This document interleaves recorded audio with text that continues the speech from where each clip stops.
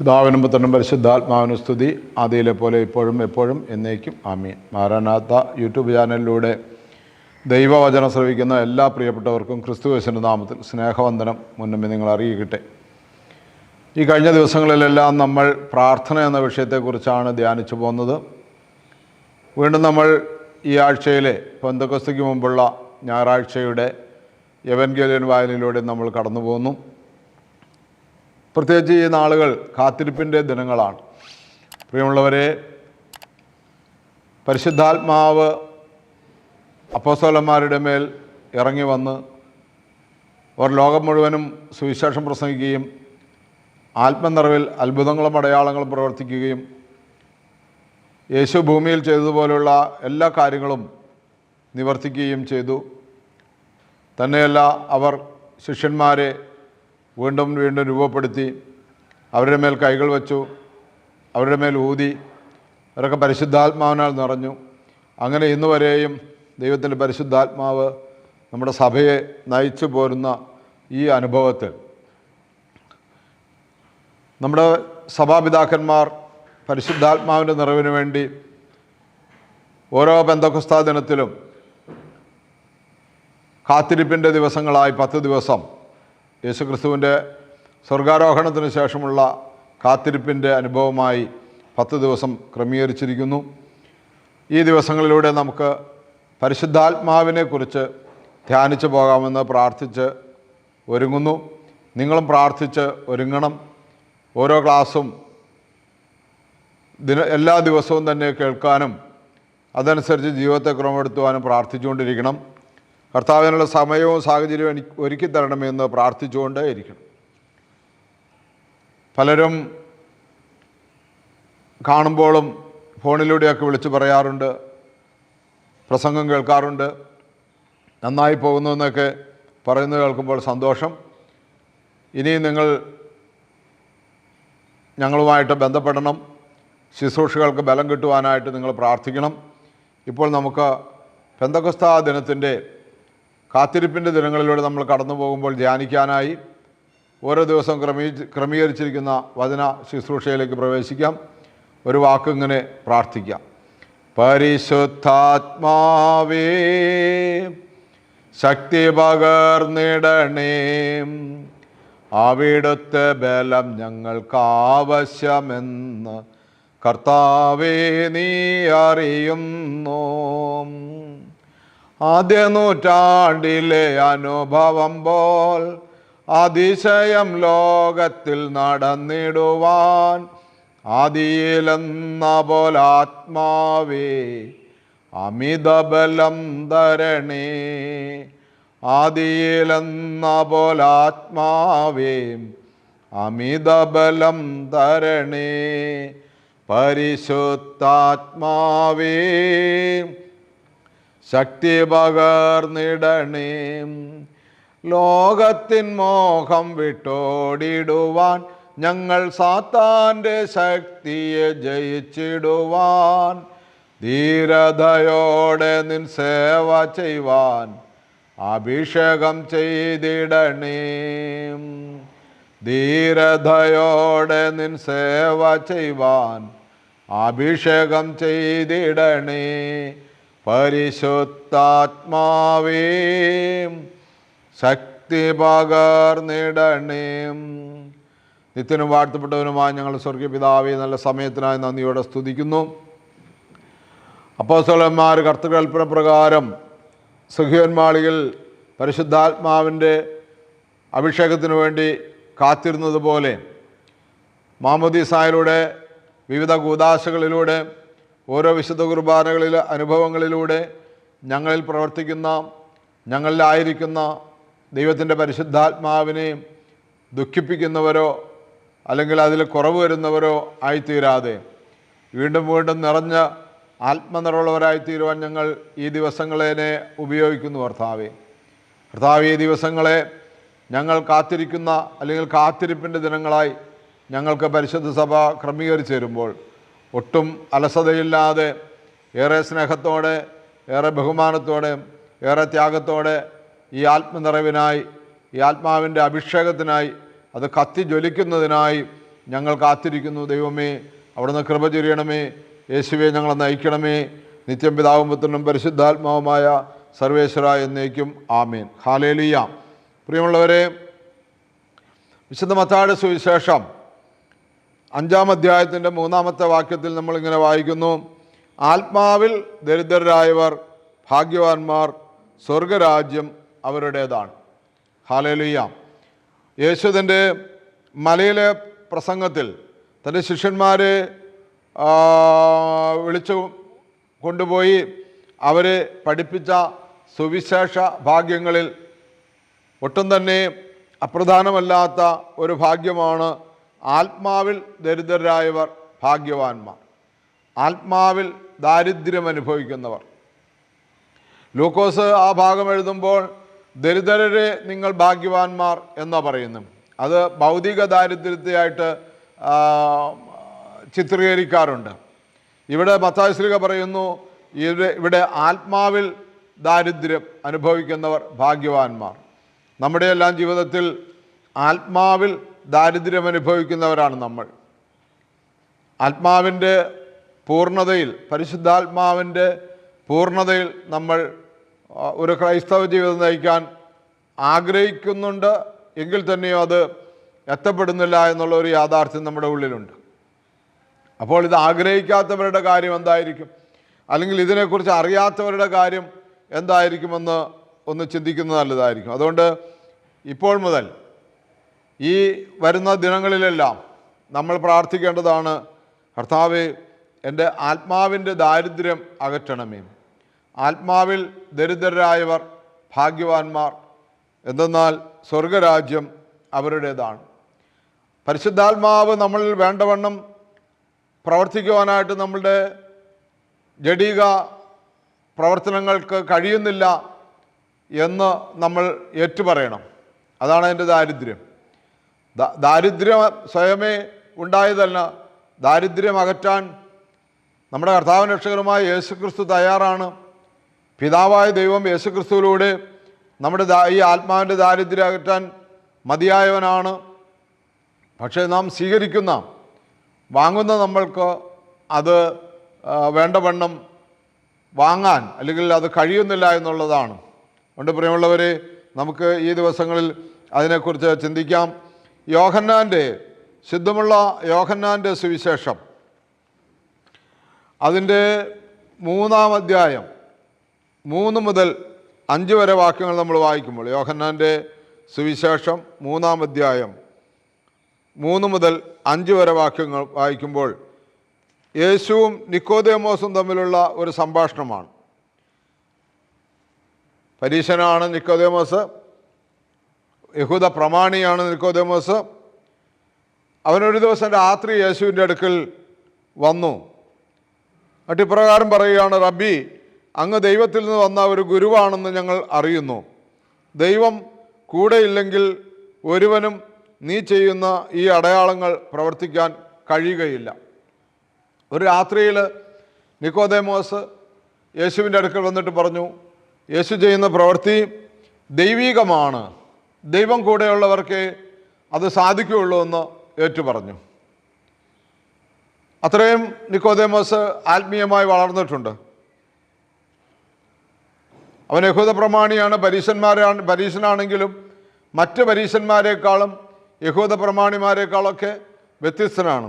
യേശുവിൻ്റെ ഈ പ്രവൃത്തികളെല്ലാം മനസ്സിലാക്കി യേശു ദൈവത്തിൽ നിന്ന് വന്നവനാണെന്ന് പറയുകയാണ്. അപ്പോൾ യേശു നിക്കോദേമോസിനോട് പറയുന്ന ഭാഗമാണ് 3-ാമത്തെ വാക്യം. സത്യം സത്യമായി ഞാൻ നിന്നോട് പറയുന്നു, നീ വീണ്ടും ജനിക്കുന്നില്ലെങ്കിൽ ഒരുവന് ദൈവരാജ്യം കാണാൻ കഴിയുകയില്ല. വീണ്ടും ജനിക്കുക, പരിശുദ്ധാത്മാവിനെ സ്വീകരിക്കുന്നതിന് വീണ്ടും ജനനം എന്ന് പറയുന്നു. പുത്രസ്വീകാര്യത്തിൻ്റെ ആത്മാവെന്ന് പറയുന്നു.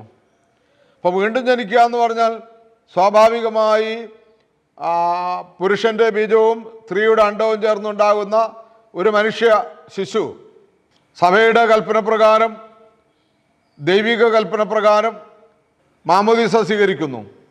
ഇന്ന് നമ്മൾ, എന്നാൽ നിക്കോദേമോസ് അന്ന് യഹൂദന്മാരുടെ കാലത്ത് പരീശനും യഹൂദ പ്രമാണിയാണ്, പക്ഷേ അവർക്ക് ക്രിസ്തു യേശുവിലൂടെയുള്ള മാമോദീസ ഇല്ല. നിക്കാവിശ്വാസ പ്രമാണത്തിൽ പാപമോചനത്തിന് മാമോദീസ ഒന്ന് മാത്രമാണെന്ന് പറയുന്നു. അവർക്കതുണ്ടായില്ല. അപ്പോൾ യേശു അവരോട് പറയും, നിക്കോദേമസിനോട് പറയുന്നതാണ്, നീ വീണ്ടും ജനിക്കുന്നില്ലെങ്കിൽ ദൈവരാജ്യം കാണാൻ, ദൈവരാജ്യം പ്രവേശിക്കാൻ കഴിയുകയില്ല എന്ന് പറയുകയാണ്. നിക്കോദേമസ് ചോദിക്കുകയാണ്, പ്രായമായ മനുഷ്യന് ഇതെങ്ങനെ സാധിക്കും? പ്രായമായ മനുഷ്യന് ഇതെങ്ങനെ സാധിക്കും? അമ്മയുടെ ഉദരത്തിൽ വീണ്ടും പ്രവേശിച്ച് അവന് ജനിക്കുവാൻ കഴിയുമോ? അമ്മയുടെ ഉദരത്തിൽ വീണ്ടും പ്രവേശിച്ച് അവന് ജനിക്കുവാൻ കഴിയുമോ? യേശു പ്രതിവചിച്ചു, സത്യം സത്യമായി ഞാൻ നിന്നോട് പറയുന്നു, ജലത്താലും ആത്മാവിനാലും ജനിക്കുന്നില്ലെങ്കിൽ ഒരുവനും ദൈവരാജ്യത്തിൽ പ്രവേശിക്കുക സാധ്യമല്ല. മാംസത്തിൽ നിന്ന് ജനിക്കുന്നത് മാംസമാകുന്നു, ആത്മാവിൽ നിന്ന് ജനിക്കുന്നത് ആത്മാവാകും. നിങ്ങൾ വീണ്ടും ജനിക്കണമെന്ന് ഞാൻ പറഞ്ഞതുകൊണ്ട് നിങ്ങൾ വിസ്മയിക്കേണ്ട. കാറ്റ് അതിനിഷ്ടമുള്ളിടത്തേക്ക് വീശുന്നു, അതിൻ്റെ ശബ്ദം നീ കേൾക്കുന്നു, എന്നാൽ അത് എവിടെ നിന്ന് വരുന്നെന്നോ എവിടേക്ക് പോകുന്നെന്നോ നീ അറിയുന്നില്ല. ഇതുപോലെയാണ് ആത്മാവിൽ നിന്ന് ജനിക്കുന്ന യവനും. ഇതെല്ലാം എങ്ങനെ സംഭവിക്കുമെന്ന് നിക്കോദേമസ് ചോദിച്ചു. യേശു പറഞ്ഞു, നീ ഇസ്രായേലിൻ്റെ ഗുരുവല്ലേ, എന്നിട്ടും ഈ കാര്യങ്ങളൊന്നും മനസ്സിലാകുന്നില്ലേ? സത്യം സത്യമായി ഞാൻ നിന്നോട് പറയുന്നു, ഞങ്ങൾ അറിയുന്നവയെപ്പറ്റി സംസാരിക്കുന്നു, കണ്ടവയെപ്പറ്റി സാക്ഷ്യപ്പെടുത്തുന്നു, എന്നിട്ടും ഞങ്ങളുടെ സാക്ഷ്യം നിങ്ങൾ സ്വീകരിക്കുന്നില്ല. പ്രിയമുള്ളവരെ, സത്യം സത്യമായി ഞാൻ നിങ്ങളോട് പറയുന്നു, ഞങ്ങൾ കണ്ടതിനെപ്പറ്റി സാക്ഷ്യപ്പെടുത്തുന്നു, എന്നിട്ടോ നിങ്ങൾ കണ്ടിട്ടും അത് വിശ്വസിക്കുന്നില്ല എന്ന് പറയാണ്. അപ്പോൾ യേശുക്രിസ്തുവിലൂടെ നമുക്ക് നൽകപ്പെടുന്ന പരിശുദ്ധാത്മാവിനെ നമ്മൾ സ്വീകരിക്കാൻ വീണ്ടും ജനനം നമുക്ക് ആവശ്യമാണ്. അപ്പോൾ ജഡത്തിൽ നിന്ന് ജനിച്ചത് ജഡമാണ്, ആത്മാവിൽ നിന്ന് ജനിച്ചത് ആത്മാവാണ്. അതുകൊണ്ട് ജഡത്തിൽ നിന്ന് ജനിച്ച കുഞ്ഞിനെ, ഞാൻ നേരത്തെ പറഞ്ഞതുപോലെ അപ്പനും അമ്മയ്ക്കും ജനിച്ച കുഞ്ഞിനെ പരിശുദ്ധ സഭയിൽ ജനിക്കാൻ, ദൈവത്തിൽ ജനിക്കാൻ, വീണ്ടും ജനിക്കാൻ മാമോദീസ മുക്കുന്നു. മാമോദീസായിലൂടെ നമുക്ക് നൽകപ്പെട്ട പരിശുദ്ധാത്മാവിനെ വീണ്ടും വണ്ണം ജ്വലിപ്പിക്കാൻ, പരിശുദ്ധാത്മാ ശക്തിയിൽ വളർത്തിക്കൊണ്ടുവരുവാൻ നമുക്ക് സാധിക്കാതെ വരുമ്പോൾ, ലോകത്തിൻ്റെ ചിന്തകളും സാത്താൻ്റെ ഉപദേശങ്ങളെല്ലാം നമ്മൾ ജഡത്തിനു വേണ്ടി സ്വീകരിക്കുമ്പോൾ പരിശുദ്ധാത്മാ നമ്മിൽ അതിൻ്റെ പ്രവർത്തനങ്ങൾ കുറഞ്ഞു വരും. അങ്ങനെ കുറഞ്ഞു വരുന്ന പരിശുദ്ധാത്മാവിൻ്റെ പ്രവർത്തനത്തെ വീണ്ടും തിരിച്ചറിഞ്ഞ് ദൈവവചനം കേട്ട് മാനസാന്തരപ്പെട്ട് പരിശുദ്ധാത്മാവിനെ വീണ്ടും സ്വീകരിക്കുന്നതിനെ ഇന്ന് വീണ്ടും ജനനമെന്ന് പറയാം. വീണ്ടും ജനനമെന്ന് പറയാം. കാരണം പത്രോസ്ലീഹ അങ്ങനെയാണ് പറഞ്ഞിരിക്കുന്നത്, നിങ്ങൾ വീണ്ടും ജനിച്ചിരിക്കുന്നത് നശ്വരമായ ബീജത്തിൽ നിന്നല്ല, സജീവവും സനാതനവുമായ ദൈവവചനത്തിൽ നിന്ന് തന്നെ. നിങ്ങൾ വീണ്ടും ജനിച്ചിരിക്കുന്നത് നശ്വരമായ ബീജത്തിൽ നിന്നല്ല, അനശ്വരമായ ബീജത്തിൽ നിന്നാണ്, സജീവവും സനാതനവുമായ ദൈവവചനത്തിൽ നിന്ന് തന്നെ. പത്രോസിൻ്റെ ഒന്നാമത്തെ ലേഖനം 1-ാം അധ്യായത്തിൻ്റെ 23-ാമത്തെ വാക്യം. അപ്പം നമ്മൾ ദൈവവചനം കേട്ട് നമ്മൾ വീണ്ടും ജനിക്കുകയാണ് എന്ന് പറഞ്ഞാൽ, ഇപ്പോൾ നമ്മൾ ഈ വചനം കേട്ടുകൊണ്ടിരിക്കുമ്പോൾ തന്നെ നമ്മൾ വീണ്ടും ജനന അനുഭവത്തിലേക്ക് വരികയാണ്. അങ്ങനെ വീണ്ടും ജനന അനുഭവത്തിലേക്ക് നമ്മൾ വരുന്നത് ജലത്താലും ആത്മാവിനാലും ജനിക്കുന്നില്ലെങ്കിൽ ഒരുവനും ദൈവരാജ്യത്തിൽ പ്രവേശിക്കുക സാധ്യമല്ല. അങ്ങനെ നമ്മൾ മാമോദീസായിലൂടെ നമുക്ക് ലഭിച്ച ആ പരിശുദ്ധാത്മാവിന്, നമ്മളുടെ മേൽ ഒഴിക്കപ്പെട്ട, നമ്മളെ കുളിപ്പിച്ച ആ ജലത്താൽ, മാമോദീസ തൊട്ടിൽ നമ്മളെ കുളിപ്പിച്ച് മുക്കിയെടുത്തല്ലോ, ആ ജലത്താൽ അതിലൂടെ നമുക്ക് ദൈവം അദൃശ്യമായി, നഗ്നനേത്രങ്ങൾ കാണാൻ പറ്റില്ലല്ലോ, കാറ്റ് അതിന് ഇഷ്ടമുള്ളിടത്തേക്ക് ഊതുന്നു, അതെവിടെ നിന്ന് വരുന്നുവെന്ന് അറിയുന്നില്ല എന്ന് നിക്കോദേമസിനോട് കർത്താവ് പറഞ്ഞതുപോലെ നമ്മൾക്ക് ദൃശ്യനേത്രങ്ങൾ കൊണ്ട് കാണാൻ സാധിക്കാത്ത വണ്ണം നമ്മൾ അത്രമാത്രം വിശുദ്ധിയിലേക്ക് ഉയർന്നവരാണെങ്കിൽ ഒരു പക്ഷേ കാണാൻ സാധിക്കുമായിരിക്കും. അങ്ങനെ കണ്ടിട്ടുണ്ടല്ലോ, വിശുദ്ധന്മാർ അതൊക്കെ കണ്ടിട്ടുള്ളവരാണ്. അപ്പോൾ അതുകൊണ്ട് പ്രിയമുള്ളവർ, നമ്മൾ ആത്മാവിൽ നിറഞ്ഞ് ആത്മാവിൻ്റെ ചൈതന്യത്താൽ നിറഞ്ഞ് ജീവിക്കുന്നതിൽ പോരായ്മ സംഭവിക്കുമ്പോൾ നമുക്ക് വിവിധ പ്രശ്നങ്ങളുണ്ടാകുന്നു, ദുഃഖങ്ങളുണ്ടാകുന്നു, സങ്കടങ്ങളുണ്ടാകുന്നു.